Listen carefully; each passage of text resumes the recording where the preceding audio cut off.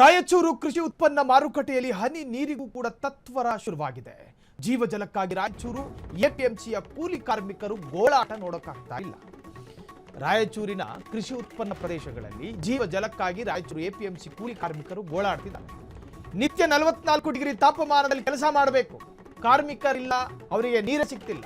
ಕುಡಿಯುವ ನೀರಿಲ್ಲದೆ ತೀವ್ರ ಸಂಕಷ್ಟ ಅನುಭವಿಸುತ್ತಿರುವ ಕಾರ್ಮಿಕರು ಲಕ್ಷಾಂತರ ರೂಪಾಯಿ ಖರ್ಚು ಮಾಡಿ ಟ್ಯಾಂಕ್ ನಿರ್ಮಿಸಿದ್ರು ಕೂಡ ಕುಡಿಯೋ ನೀರಿಲ್ಲ. ಕೃಷಿ ಮಾರುಕಟ್ಟೆ ಅಧಿಕಾರಿಗಳ ಬೇಜವಾಬ್ದಾರಿ, ಊಟ ಇಲ್ಲದಿದ್ದರೂ ಪರವಾಗಿಲ್ಲ ನೀರು ಕೊಡಿ ಅಂತಿರುವ ಕಾರ್ಮಿಕರು. ಇದು ನಮ್ಮ ರಾಜ್ಯದ ಪರಿಸ್ಥಿತಿ ನೋಡಿ. ರಾಜ್ಯದ ಎಪಿಎಂಸಿ ಕಾರ್ಮಿಕರ ಗಂಟ್ಲನ್ನ ನೆನೆಸಿಕೊಳ್ಳೋದಕ್ಕೊಂದು ಹನಿ ನೀರು ಕೊಡೋ ಗಂಡಸು ಆ ಪ್ರದೇಶದಲ್ಲಿ ಇಲ್ಲ ಅನ್ನೋದು ದುರಂತ. ಬೇರೆ ಬೇರೆ ಘಟಕಗಳನ್ನ ನಿರ್ಮಾಣ ಮಾಡ್ತೀರಿ, ಎಸಿಸಿ ಸಿಮೆಂಟ್ ಹಾಕೊಂಡು. ಆ ನಿರ್ಮಾಣ ಮಾಡಿರುವ ಘಟಕನ ಹಿಡಿದು ಕುಲುಕಿದ್ರು ಹನಿ ನೀರು ಬೀಳೋದಿಲ್ವಂತೆ. ಮತ್ತಿನ್ಯಾವ ಪುರುಷಾರ್ಥಕ್ಕೆ, ಇನ್ಯಾವ ಪ್ರಯೋಜನಕ್ಕೆ ನೀವು ಘಟಕ? ದೃಶ್ಯವನ್ನು ಗಮನಿಸ್ತಾ ಇದ್ದೀರಿ ಫ್ರೀಡಮ್ ಟಿವಿಯ ಸ್ಕ್ರೀನ್ ಮೇಲೆ.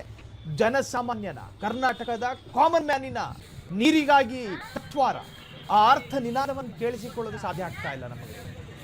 ಅದಕ್ಕೊಂದು ಪರಿಹಾರ ಆಗಬೇಕು. ಆ ದೃಶ್ಯವನ್ನ ಸ್ಕ್ರೀನ್ ಮೇಲೆ ಗಮನಿಸ್ತಾ ಇದ್ದೀರಿ. ಒಂದು ವರ್ಷ ಆಗತ್ತರಿ ನೀರಿಲ್ಲ, ಎಲ್ಲ ಬಿಸಿಲು ಹೆಚ್ಚಗದ, ಎಲ್ಲ ಬರೇ ನೀರೇ ಇಲ್ಲ ಹೆಚ್ಚಗದ. ನಮ್ ನೀರಿಗೆ ಬ್ಯಾಸಿಗೆ, ಊಟ ಇಲ್ಲ ಅಂದ್ರೆ ಉಪವಾಸ ಇರ್ತೀವಿ, ನೀರು ಆಗಿಲ್ಲ. ನೀರ್ ಬೇಕು ನಮ್ಗೆ. ಇಲ್ಲ ಟ್ಯಾಂಕಿನ ಇಲ್ಲ, ನೀರಿಲ್ಲ ಬಿಡ್ರಿಲ್ಲ. ಎಲ್ಲಿ ಬರ್ತೀರಿ ಎಲ್ಲಿ ಇಲ್ಲ ಅಂತಾರ. ನೀವು ಊಟ ಇಲ್ಲ ಅಂದ್ರೆ ಇಲ್ಲ, ನೀರ್ ಬೇಕು ನಮ್ಗ. ಬಿಸಿಲು ಹೆಚ್ಚಗದ, ನಮ್ಗೆ ನೀರೇ ಇಲ್ಲ. ಒಂದು ವರ್ಷ ಆಗತ್ತರಿ ನೀರಿಲ್ಲ, ಎಲ್ಲ ಬಿಸಿಲು ಹೆಚ್ಚಗದ, ಎಲ್ಲ ಬರೇ ನೀರೇ ಇಲ್ಲ ಹೆಚ್ಚಗದ. ನಮ್ ನೀರಿಗೆ ಬ್ಯಾಸಿಗೆ, ಊಟ ಇಲ್ಲ ಅಂದ್ರೆ ಉಪವಾಸ ಇರ್ತೀವಿ, ನೀರು ಆಗಿಲ್ಲ. ನೀರ್ ಬೇಕು ನಮ್ಗೆ. ಇಲ್ಲ ಟ್ಯಾಂಕಿನ ಇಲ್ಲ, ನೀರೇ ಇಲ್ಲ ಬಿಡ್ರಿಲ್ಲ. ಎಲ್ಲಿ ಬರ್ತೀರಿ ಎಲ್ಲಿ ಇಲ್ಲ ಅಂತಾರ. ನೀವು ಊಟ ಇಲ್ಲ ಅಂದ್ರೆ ಇಲ್ಲ, ನೀರ್ ಬೇಕು ನಮ್ಗ. ಬಿಸಿಲು ಹೆಚ್ಚಗದ, ನಮ್ಗೆ ನೀರೇ ಇಲ್ಲ. ಒಂದು ವರ್ಷ ಆಗತ್ತರಿ ನೀರೇ ಇಲ್ಲ, ಎಲ್ಲ ಬಿಸಿಲು ಹೆಚ್ಚಗದ, ಎಲ್ಲ ಬರೇ ನೀರೇ ಇಲ್ಲ ಹೆಚ್ಚಗದ. ನಮ್ ನೀರಿಗೆ ಬ್ಯಾಸಿಗೆ, ಊಟ ಇಲ್ಲ ಅಂದ್ರೆ ಉಪವಾಸ ಇರ್ತೀವಿ, ನೀರೇ ಇಲ್ಲ. ನೀರು ಟ್ಯಾಂಕ್ ಇದಾವ ಇಲ್ಲಿ, ಆದ್ರೆ ಪೈಪ್ ಲೈನ್ ಹಾಕ್ಯಾರ ಎಲ್ಲಿಗೆ ಟ್ಯಾಂಕಿ ಹಾಕಿದ್ದು ಎಷ್ಟು ರೊಕ್ಕ ತಿನ್ನಕ್ ಮಾಡಕತ್ತಾರ ಇಲ್ಲಿ. ಅಷ್ಟೇ, ನೀರು ಬಿಡುವಲ್ರಿ ಇಲ್ಲಿ. ಅದಕ್ಕೋಸ್ಕರ ಒಂದು ಒಪ್ಪತ್ತು ನೀರು ಊಟ ಇಲ್ಲ ಅಂದ್ರೆ ಪರವಾಗಿಲ್ಲ, ನೀರು ಬೇಕ್ರಿ. ನಾವು 50 ರೂಪಾಯಿ ತಂದು ಕುಡಕತ್ತೀವ್ರಿ ಇಲ್ಲಿ. ಅದೇ ಇದು ಮಾಡೋದು. ಈಗ ಮಾರ್ಕೆಟ್ ಅಂದ್ರೆ ಮಾರ್ಕೆಟ್ ಐತ್ರಿ, ಏನು ಮಾಡ್ತಾರೆ ಏನಿಲ್ಲ ಗೊತ್ತಾಗಲ್ಲ. ಸುಮ್ಮನೆ ಪೈಪ್ ಲೈನ್ ಹಾಕ್ಯಾರ ಆಯ್ತು ಅಷ್ಟೇ. ನೀರು 1, 2, 3, 4, 6 ಟ್ಯಾಂಕ್ಗಳವ, ನೀರೇ ಬಿಡುವಲ್ರು. ಇದೇ ನೋಡ್ರಿ, ಇಲ್ಲಿ ಗಂಜಿನಾಗ ಇಷ್ಟು ದೊಡ್ಡ ಗಂಜಿ ಐತ್ರಿ. ನೋಡ್ರಿ ಎಷ್ಟು ಮಂದಿ ಜನ, ಸುಮಾರು ಹೆಣ್ಮಕ್ಳು ಇಲ್ಲಿ ಲೇಬರ್ಸ್ ಇದ್ದಾರೆ. ಅವ್ರಿಗೆ ನಾವು 5 ಶೌಚಾಲಯ ಹೋಗ್ತಾ ಇದ್ದೀವಿ. ನಮಗೆ ಎಷ್ಟು ವರ್ಷದಿಂದ ನಾವು ಬೇಡಿಕೆ ಇಟ್ಟರು ಕೂಡ ಒಂದು ಶೌಚಾಲಯ ಮಾಡಿಕೊಡ್ಲಿಕ್ಕೆ ಆಗ್ತಾ ಇಲ್ಲ. ಇದು ನೋಡಮ್ಮ, ಅದ್ರದ್ದು ಕೂಡ ಈಗ ನಾನು ತಮ್ಮ ಗಮನಕ್ಕೆ ಬಂದಿದೆ. ಖಂಡಿತವಾಗಿ ಅದನ್ನ ಚರ್ಚಿಸಿ ಮಾತಾಡ್ತೀನಿ. ಸುಮಾರು ಹೆಣ್ಮಕ್ಳು ಇಲ್ಲಿ ಲೇಬರ್ಸ್ ಇದ್ದಾರೆ. ಅವ್ರಿಗೆ ನಾವು 5 ಶೌಚಾಲಯ ಹೋಗ್ತಾ ಇದ್ದೀವಿ. ಗಮನಕ್ಕೆ ಬಂದು ಏನು ಪ್ರಯೋಜನ ದದ್ದಲ್ ಸಾಹೇಬ್ರೆ? ಅವ್ರ ಗಂಟ್ಲು ಒಣಗ್ಸಕ್ಕೆ ಅಥವಾ ಅದನ್ನ ನೆನೆಸೋದಕ್ಕೆ ಒಂದು ಹನಿ ನೀರು ಕೊಡಿ. ಒಂದು ಹನಿ ನೀರು ಕೊಡಿ. ನಿಮ್ ಜೊತೆ 3 ಎಕರೆ ಜಮೀನು ಕೊಡಿ ಅಂತ ಕೇಳ್ತವ್ರ? ಒಂದು ಹನಿ ನೀರನ್ನು ಕೇಳ್ತಿದ್ದಾರೆ ಜನ. ನಿಜಕ್ಕೂ ನೋಡಿ, ಒಂದು ರಾಜ್ಯದ ರಾಯಚೂರು ಅನ್ನೋ ಜಿಲ್ಲೆಯ ಎಪಿಎಂಸಿ ಕಾರ್ಮಿಕರ ಈ ಗೋಳಿದೆಯಲ್ಲ, ನಿಮ್ಮ ಹಸಿ ಚರ್ಮವನ್ನು ಕೀಳ್ತಾ ಇದೆ. ಮಾನ ಮರ್ಯಾದೆ ಇಲ್ಲ, ನಿಜಕ್ಕೂ ಮಾನ ಮರ್ಯಾದೆ ಇಲ್ಲ. ನಿಮ್ಮ ಬಳಿ ಆ ಬಡ ಕಾರ್ಮಿಕರು ಕೇಳ್ತಾ ಇರೋದು ಎಕರೆಗಟ್ಟೆ ಜಮೀನಲ್ರಿ, ಒಂದು ಹನಿ ನೀರು. ಇದೆಂತ ದುರಂತ ನೋಡಿ. ಜನಪ್ರತಿನಿಧಿಗಳ ಹೃದಯದಲ್ಲೊಂದು ಒಂದು ಲವಲೇಶದಷ್ಟು ಕರುಣೆ ಅನ್ನೋದಿದ್ರೆ ಇಷ್ಟೊತ್ತಿಗೆ ಕ್ರಮ ಆಗಬೇಕು. ಪಾಪ ಹೆಣ್ಮಕ್ಳು ಕಾರ್ಮಿಕರು ಅಂಗಲಾಚಿ ಬಡಕತ್ತಿದಾರಲ್ರಿ. ನಮಗೆ ಬೇರೆ ಏನು ಬೇಡ, ನಮಗೆ ಐಷಾರಾಮಿ ಬದುಕಬೇಡ, ನಮಗೆ ಒಂದು ಹನಿ ನೀರು ಬೇಕು ಅಂತ ಕೇಳ್ತಾರೆ. ನಮ್ಮ ಗಮನಕ್ಕೆ ಬಂದಿದೆ ಅಂತ ಹೇಳ್ತಾರೆ ಶಾಸಕರು. ಗಮನಕ್ಕೆ ಬಂದಿದೆ, ಉಪ್ಪಿನಕಾಯಿ ಹಾಕಿ ನೆಕತ್ತೀರ? ಕ್ರಮ ತಗೊಳ್ರಿ. ಎಪಿಎಂಸಿ ಕಾರ್ಮಿಕರ ಕೂಗಿಗೆ ಧ್ವನಿ ಆಗ್ತಾರ ಅಲ್ಲಿನ ಶಾಸಕರು? ಕಾದು ನೋಡೋಣ. ಈ ಬಗ್ಗೆ ಹೆಚ್ಚಿನ ಡೀಟೇಲ್ಸ್ ಕೊಡೋದಕ್ಕೆ ಪ್ರತಿನಿಧಿ ಸತೀಶ್ ಫೋನ್ ಸಂಪರ್ಕದಲ್ಲಿ. ಸತೀಶ್, ನಿಜಕ್ಕೂ ಕೂಡ ಅಸಹ್ಯ ಅನ್ಸುತ್ರಿ ಆ ಪ್ರದೇಶದ ಈ ಗೋಳ್ ನೋಡ್ತಾ ಇದ್ರೆ, ಅಲ್ಲಿನ ಶಾಸಕರ ನಡೆ ನೋಡ್ತಾ ಇದ್ರೆ. ಒಂದು ಹನಿ ನೀರು ಕೇಳತ್ತವ್ರ ಅವರು, 3 ಎಕರೆ ಜಮೀನು ಕೇಳ್ತಿಲ್ಲ. ನಮ್ಮ ಗಮನಕ್ಕೆ ಬಂದಿದೆ, ಮುಂದೆ ನೋಡೋಣ ಅಂತಾರಂತಲ್ಲ ಶಾಸಕರು. ಏನಿದೆ ಬಗ್ಗೆ ಹೆಚ್ಚಿನ ಡೀಟೇಲ್ಸ್ ಸತೀಶ್?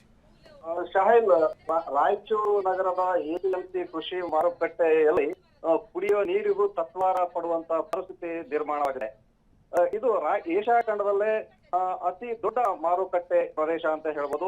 ರಾಯಚೂರು ನಗರದಲ್ಲಿರುವಂತಹ ಕೃಷಿ ಉತ್ಪನ್ನ ಮಾರುಕಟ್ಟೆ ಸಮಿತಿ.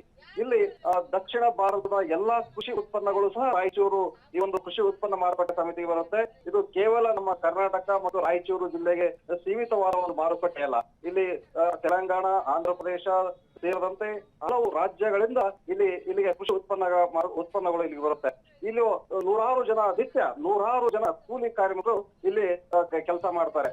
ಈ ರಾಯಚೂರು ಜಿಲ್ಲೆಯಲ್ಲಿ ಪ್ರಸ್ತುತ 44.1 ಡಿಗ್ರಿ ಸೆಲ್ಸಿಯಸ್ ಗಿಂತಲೂ ಹೆಚ್ಚಿನ ತಾಪಮಾನ ದಾಖಲಾಗಿದೆ. ಸಾಹಿಲ್, ಇಲ್ಲಿ ಪ್ರತಿ ಕೆಲಸ ಮಾಡಬೇಕಾದ್ರೆ ಬೆಂಕಿಯಲ್ಲಿ ಕಾಲಿಟ್ಟಾಗುವಂತ ಅನುಭವ, ಅಷ್ಟೊಂದು ಶಾಖದ ಅನುಭವ ಆಗುತ್ತೆ. ಅಂತಹ ಒಂದು ತಾಪಮಾನದಲ್ಲಿ ನಿತ್ಯ ನೂರಾರು ಜನ ಮಹಿಳಾ ಕಾರ್ಮಿಕರು ಮತ್ತು ಪುರುಷ ಕಾರ್ಮಿಕರು ಎಲ್ಲರೂ ಈ ಒಂದು ತಾಪಮಾನದಲ್ಲಿ ಅಲ್ಲಿ ಕೆಪಿಎಫ್ ಕೃಷಿ ಮಾರುಕಟ್ಟೆಯಲ್ಲಿ ಕೆಲಸ ಮಾಡ್ತಾರೆ. ಅವರು ಕೇಳೋದು ಒಂದೇ, ನಮಗೆ ಒಂದು ಹನಿ ನೀರು ಕೊಡಿ, ಒಂದೊತ್ತು ಊಟ ಇಲ್ಲದಿದ್ರು ಪರವಾಗಿಲ್ಲ, ಒಂದು ಲೋಟ ನೀರು ಕುಡಿಯೋದಕ್ಕೆ ಜೀವ ಜಲವನ್ನ ಕೊಡಿ ಅಂತ ಅಕ್ಷರಶಃ ಬೇಡಿಕೊಳ್ತಾ ಇದ್ದಾರೆ. ಅವರು ಯಾವುದೇ ರೀತಿಯ ಆರ್ಡರ್ ಆಯ್ತು ಅಥವಾ ಆಜ್ಞೆ ಆಯ್ತು ಮಾಡ್ತಾ ಇಲ್ಲ, ಬೇಡಿಕೊಳ್ತಾ ಇದ್ದಾರೆ, ಅಕ್ಷರಶಃ ಬೇಡಿಕೊಳ್ತಿದ್ದಾರೆ ಅಲ್ಲಿನ ಅಧಿಕಾರಿಗಳಿಗೆ ಮತ್ತು ಸ್ಥಳೀಯ ಶಾಸಕರು ಮತ್ತು ಜನಪ್ರತಿನಿಧಿಗಳಿಗೆ. ಆದ್ರೆ ಇಲ್ಲಿವರೆಗೂ ಅವರ ಬೇಡಿಕೆಗೆ ಯಾರೂ ಸಹ ಸ್ಪಂದಿಸ್ತಾ ಇಲ್ಲ. ಸುಮಾರು ದಿನಗಳಿಂದ ಈ ಬಗ್ಗೆ ಅಲ್ಲಿನ ಕೃಷಿ ಕಾರ್ಮಿಕರು ಅಧಿಕಾರಿಗಳಿಗೆ ಜನಪ್ರತಿನಿಧಿ ಕೇಳಿದ್ರು ಸಹ ಸರಿಯಾಗಿ ಸ್ಪಂದನೆ ಸಿಗ್ತಾ ಇಲ್ಲ. ಈ ಬಗ್ಗೆ ಹಲವಾರು ಬಾರಿ ಅಧಿಕಾರಿಗಳು ಮಾತಾಡಿದ್ರು ಸಹ ಅಲ್ಲಿ ಒಂದು ನಾಮಕಾವಸ್ಥೆ ಒಂದು ಟ್ಯಾಂಕರ್ ನ ನಿರ್ಮಾಣ ಮಾಡಿದ್ರೆ ಹೊರತು ಅಲ್ಲಿ ಕುಡಿಯ ನೀರಿನ ವ್ಯವಸ್ಥೆ ಮಾಡ್ತಾ ಇಲ್ಲ. ಹೀಗಾಗಿ ಕೃಷಿ ಕಾರ್ಮಿಕರು ನಿತ್ಯ ನರಕ ಅನುಭವಿಸ್ತಾ ಇದ್ದಾರೆ ಅಂತ ಹೇಳ್ಬೋದು. ಶಾಹಿಲ್, ಈ ಬಗ್ಗೆ ಅಲ್ಲಿ ರಾಯಚೂರು ಗ್ರಾಮೀಣ ವಿಧಾನಸಭಾ ಕ್ಷೇತ್ರದ ಶಾಸಕ ಬಸನಗೌಡ ದದ್ದಲ್ ಅವರನ್ನ ನಾವು ಪ್ರಶ್ನೆ ಮಾಡಿದಾಗ, ಇಲ್ಲ ಇಲ್ಲಿ ಕುಡಿಯ ನೀರಿನ ವ್ಯವಸ್ಥೆಗೆ ಬೋರ್ವೆಲ್ ಹಾಕಿದಾಗ ಬೋರ್ವೆಲ್ ನೀರು ಬೀಳ್ತಾ ಇಲ್ಲ ಮತ್ತು ಅನೇಕ ಸಮಸ್ಯೆಗಳನ್ನ ಹೇಳ್ತಾ ಇದ್ದಾರೆ ಹೊರತು ಸಮಸ್ಯೆಗೆ ಪರಿಹಾರ ಕಂಡುಕೊಳ್ಳುವ ಸ್ಥಿತಿ ಶಾಸಕರು ಇಲ್ಲ ಅಂತ ಹೇಳ್ಬೋದು. ಶಾಹಿಲ್, ಯಾಕಂದ್ರೆ ರಾಯಚೂರು ಜಿಲ್ಲೆಗೆ ನೀರಿನ ಸಮಸ್ಯೆ ಉದ್ಭವನೇ ಆಗ್ಬಾರ್ದು. ಯಾಕಂದ್ರೆ ರಾಯಚೂರು ಜಿಲ್ಲೆಯ ದುರ್ಲಭ ಪ್ರದೇಶ ಅಂತ ಕರೀತಾರೆ. ಒಂದು ಎಡಭಾಗ ಮತ್ತು ಬಲಭಾಗದಲ್ಲಿ ಕೃಷ್ಣ ಮತ್ತು ತುಂಗಭದ್ರಾ ದೊಡ್ಡ ನದಿಗಳೇ ಹರಿತಾ ಇದ್ದಾವೆ. ನಿತ್ಯ ನೀರು ಹರಿಯುವಂತ ಒಂದು ನದಿಗಳು, ಆ ನದಿಗಳ ಮೂಲಕ ರಾಯಚೂರು ಜಿಲ್ಲೆಯ ಜನತೆಗೆ ನೀರನ್ನು ಒದಗಿಸಬಹುದು ಅಂತ ಒಂದು ವ್ಯವಸ್ಥೆ ಇದೆ. ಆದ್ರೆ ಅಧಿಕಾರಿಗಳು ಮತ್ತು ಜನಪ್ರತಿನಿಧಿಗಳ ಬೇಜವಾಬ್ದಾರಿ ಮತ್ತು ನಿಷ್ಕಾಳಜಿಯಿಂದಾಗಿ ರಾಯಚೂರು ಜನರಿಗೆ ಕುಡಿಯೋದಕ್ಕೆ ನೀರು ಸಹ ಸಿಗದಂತ ಪರಿಸ್ಥಿತಿ ನಿರ್ಮಾಣ ಆಗಿದೆ. ಅಲ್ಲೇನು ಎಪಿಎಂಸಿ ಅಂದ್ರೆ ಕೃಷಿ ಉತ್ಪನ್ನ ಮಾರುಕಟ್ಟೆ ಸಮಿತಿಯ ಕಾರ್ಮಿಕರಿದ್ದಾರೆ, ಅವರಿಗೂ ಸಹ ಈ ಒಂದು ತೊಂದರೆ ಆಗಿದೆ.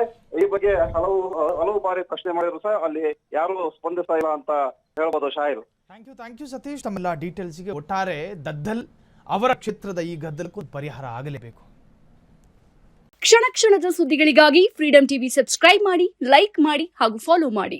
ಹೊಸ ಸುದ್ದಿಗಳ ನೋಟಿಫಿಕೇಶನ್ಗಾಗಿ ಬೆಲ್ ಐಕಾನ್ ಮೇಲೆ ಕ್ಲಿಕ್ ಮಾಡಿ.